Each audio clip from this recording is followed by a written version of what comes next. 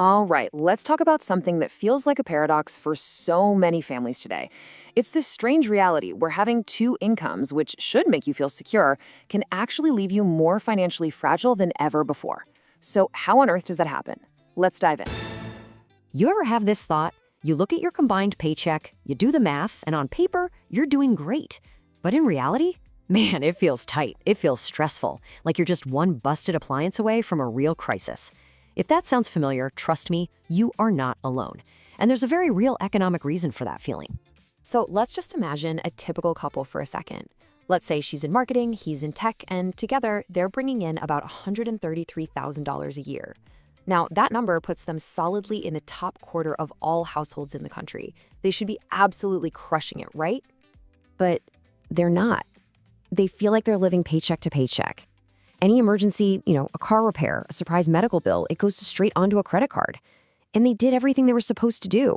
They got the degrees, they built their careers, they bought the house. So what gives? Why does it feel like they're just treading water?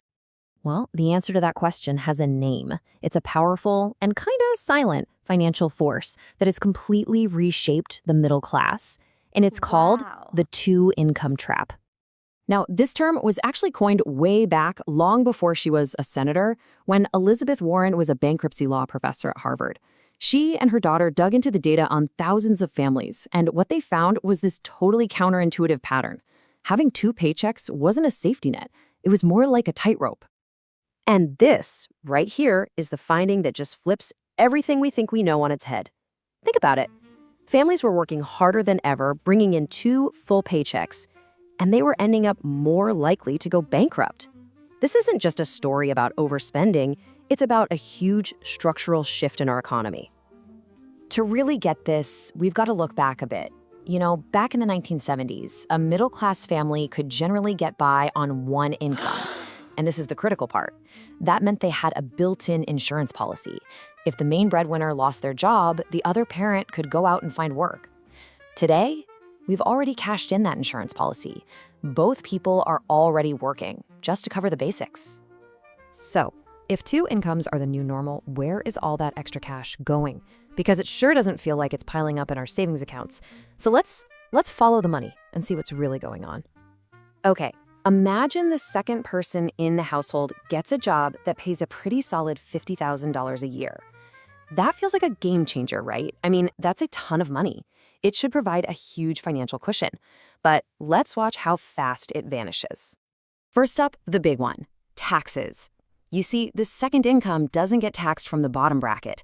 It gets stacked right on top of the first income, which means it gets hit at a much higher marginal tax rate. So, boom, right off the top, that $50,000 is instantly more like $32,000. Okay, next, if you've got kids, well, somebody has to watch them. And childcare is a massive expense that a single-income household in the past just didn't have. For one kid, the national average is around $15,000 a year. So our $32,000 is now down to just $17,000. And it doesn't stop there. You've got the costs of just having that second job. You probably need a second car, plus gas, insurance, maintenance. That's another $8,000 a year, easy. And let's be real, when both parents are working full-time and totally exhausted, you spend more on convenience. Takeout, cleaners, groceries you don't have to prep. Let's call that another $7,000. So, after all of that, after an entire year of work, that $50,000 salary adds just $2,000 to the family's bottom line. $2,000. That works out to about $1 an hour. And yet the family probably bought their house and their cars based on their gross income of $133,000. You see the trap? But the real price you pay here, it's not just the money that disappears. It's something way more valuable and a lot harder to get back. It's your financial flexibility. Just think about the difference. That family from the 70s, they had margin, they had breathing room, they had a backup plan they hadn't used yet. Today's two-income family has already played their emergency card. They're operating at 100% capacity with absolutely zero room for error. They've traded that old-school resilience for a whole lot of modern risk. So what ate up all that flexibility? I'll tell you what it wasn't. It wasn't lattes and avocado toast. It was the absolute explosion of fixed costs. Even when you adjust for inflation, housing has doubled. Healthcare costs? they're up 600%. And college tuition, it's up a jaw-dropping 1,200%.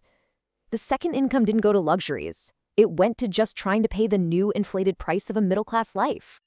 And here's the really crucial part of the puzzle. When suddenly everyone had two incomes to fight over the same number of houses in good neighborhoods, what happened? The prices just got bid up. Two incomes didn't really make families richer. It just made the essentials like housing more expensive for everyone. It became a financial arms race where pretty much nobody won. Okay, so that's the trap. It sounds pretty bleak, I know, but recognizing that you're in a trap is the absolute first step to getting out of it. And the way out requires a really radical shift in how you think about your money. It's about building what we can call a one-income foundation. This right here, this is the entire game.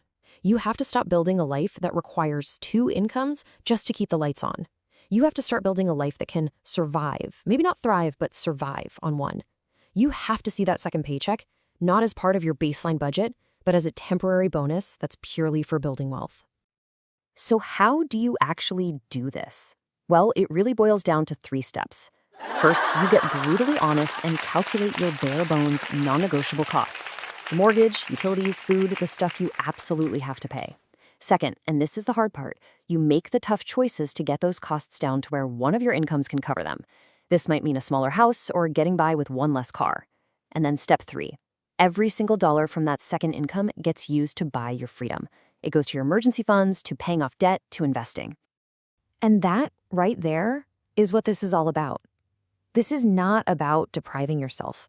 It's about rebuilding that financial margin, that buffer that's been stripped away from the middle class. It's about buying back your ability to choose. The choice for a parent to stay home, the choice to start a new career, the choice to weather a storm without having the whole house of cards come crashing down. So, I'll leave you with this question to think about. Take a really hard, honest look at your own finances. If one of your incomes vanished tomorrow, what would happen? The answer to that question will tell you everything you need to know about whether you're in the trap and what you need to do to start building your way out.